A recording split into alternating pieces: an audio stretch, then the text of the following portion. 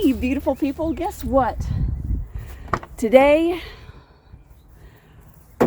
we're starting on a project. And it's a very exciting one because it has been in the works for about 3 years. So we are going to begin building our first raised flower bed. And we're going to be doing a lot of different kinds of flowers out here. We'll be doing some annual. We'll be doing some perennial, but for the most part, it's going to basically consist of being a cut flower garden. Now, we are going to let things really take off. We're going to go on ahead and we're going to get this started. We had previously brought in, as you can see, Macy's playing over there and all the brick. We had previously brought in quite a bit there. Mom has gone to get the landscaping fabric. It is going to be formed here, and it's basically going to be a teardrop, and it should end up being 3 teardrops, all the points together in the middle. And we are actually contemplating some sort of a water feature right in the center, primarily because this is the area where our water line is anyways, so tapping into it and having the plumber come out and get that going and the electrician getting that going would be pretty simple, all things considered. But I'm going to go on ahead. I'm going to put you on hyperlapse because since we've got different bricks than what we have done for our raised vegetable garden area, we don't really 100% know for sure what we're doing here. So it's going to be kind of a hyperlapse, stop, explain, hyperlapse, stop, explain, just because we're going to be figuring out how to build these raised beds. Hopefully you guys will find this helpful, especially if you're not interested in doing cinder block, but you like the idea of having brick. Hopefully this will give you a little bit of inspiration on a different way to do a raised bed, because you could grow vegetables in this as easily as you could flowers. So I'm going to go on ahead. I'm going to get you on hyperlapse, and we'll go on ahead and get this project started. So exciting. So exciting.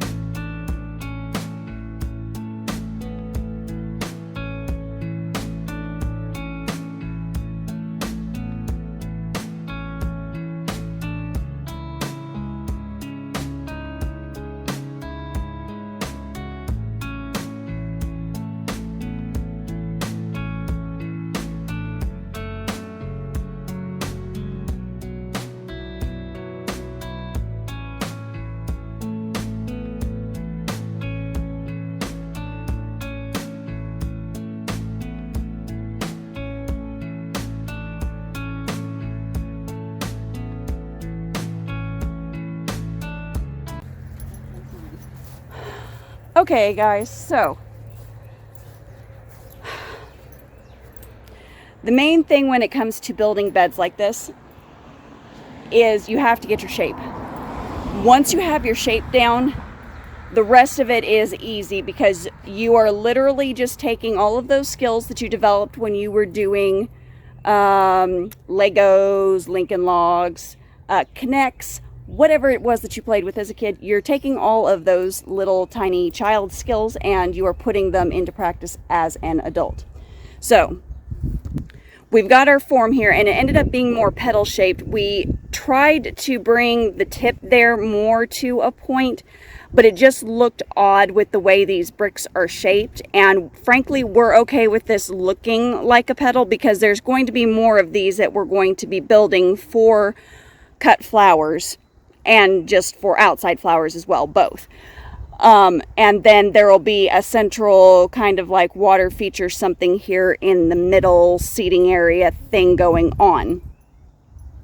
So all we have to do is overlap all of these cracks that you see here to make sure that it's weighted down, and to make sure that the bottom bricks are all locked in so that we don't have too much soil escaping out. We really probably won't have any soil escaping out. These are actually fitting tighter together than I gave them credit for fitting. With how lumpy they were, I wasn't sure that they would. So that is the plan. At this stage, it's just going to be a matter of going around. But we need to hydrate first, and we need to get a little bit more sunscreen on because we have sweated through what we put on. So we're going to go on ahead and do that, and then put you guys back on hyperlapse here. So hydrated, gotten more sunscreen on, but I was told that I did not do enough angles. So let me go on ahead and show you down here at the widest point first. So down here, this is going to be the widest section, of course, and then it kind of pedal drops down there, coming around. I don't think we technically counted how many bricks we put down. Sorry, Mr. Cardinal. We've got cardinals living in the holly, and I've disturbed them. And then coming down here to the point. So as I said, the only way to get this to a sharper, more teardrop was to have a huge gap between these guys here. So Mom decided she was perfectly fine with this petal shape, and we just went on ahead and ran with it. And it actually looks very, very nice, very pleasing to the eye. Now, we did haul in 60 of these stones today.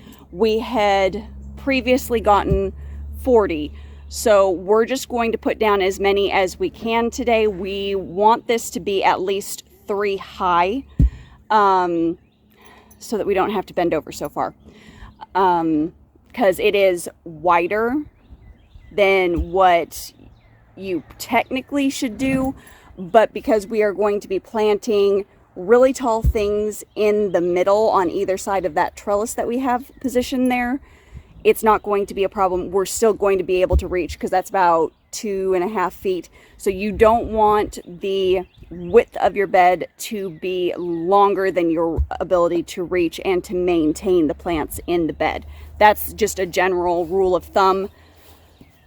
So we're going to go on ahead. We're going to finish unloading these stones, and then we are going to just stack. So I'm going to put you on hyperlapse for the fun portion of this, guys. Okay, here we go.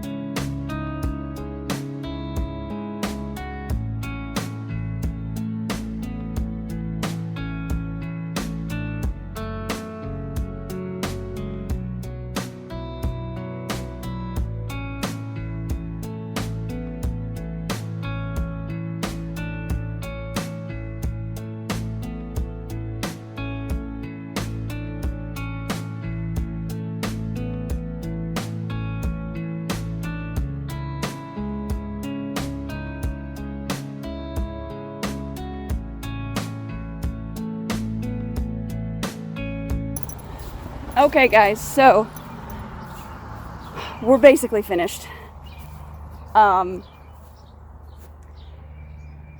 Minus 2 rocks.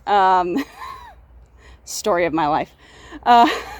That's fine. It's not a big deal. I'm going to be at that end of the town this weekend anyway, so I can just scoop them up and put them in place. And then probably next week what we will do is we will take the truck out to the garden center where I'm working and get a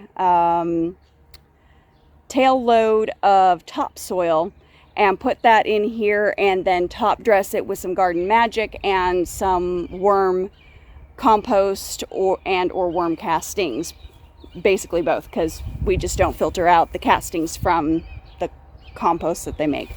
So that will be the plan probably for next week, and we should be able to start planting everything out then officially, which is super duper exciting because things should start growing this late spring going into summer and into fall, because we are working on developing multiple interests. So there's going to kind of be layers and tiers and things that come up during the spring, things that'll come up during the fall, things that come up during the summer, of course, during the high heat points. So this is very exciting. I'm really happy that we were finally able and well enough to get that completed. And guys, I've got nothing else for you today, I don't think. So as always, keep it simple, natural, and essential. I'll see you on the next video. If you've got any questions about it, on how we started building like this, like I said, just drop them down below, and I will see you on the next video. Okay? Bye.